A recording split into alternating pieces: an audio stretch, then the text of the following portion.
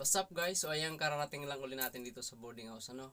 So ayan, maraming salamat pala sa mga sumuporta sa akin kagabi. Hindi man tayo pinalad, okay lang yan. And then gusto ko rin po sana i-shoutout yung mga nakalaban natin kagabi. So congratulations sa inyo, yung mga nanalo. At yung mga hindi rin nanalo, okay lang yan, may mga susunod pa. So kaya lang, may gusto lang sana akong linawin dun sa judging. Sa mga judge, ano. Kasi may napansin ako at marami nagrereklamo. And then para din to sa mga SK council ng barangay Saguro, ano. May gusto lang akong linawin doon. Marami nagreklamo na may mga nanalo na hindi naman dapat nanalo. Sa susunod po, kung tayo ikukuha ng mga judge, dapat po hindi ka mag-anak ng mga contestant. At higit po sa lahat, na ayon dapat yung paghatol sa criteria na ating ginawa at depende sa performance ng ating mga contestant.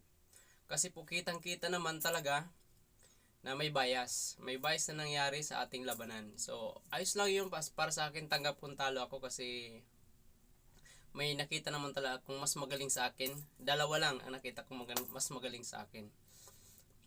Pero yung iba, so aminado naman ako na mas angat yung performance ko doon. Pero okay na yun sa akin. Basta dalawa lang or tatlo yung nakita kong angat yung performance sa akin. Kaya lang ang problema, doon tayo nagka-problema sa judging, no? Sa pag-judge.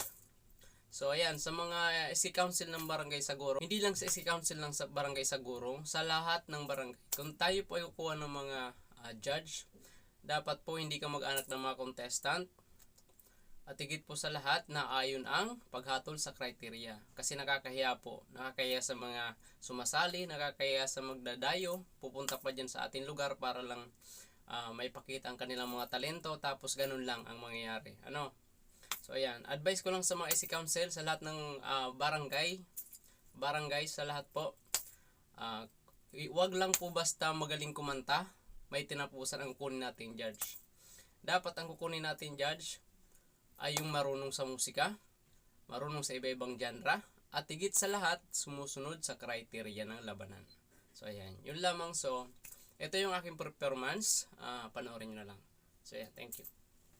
So yan mga idol, so bali naghihintay lang tayo dito na tawagan ang ating pangalan. So bali youth category pa lang ang lumalaban ngayon. Bali tatlong category pala, children, youth, and adult. So bali nakapasok tayo sa adult.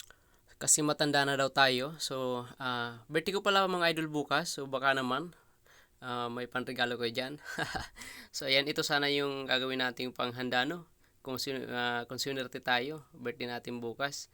So yan yung mga idol, abangan nyo na lang yung performance ko. Tapusin nyo na lang yung video para makita nyo ang aking performance. Thank you.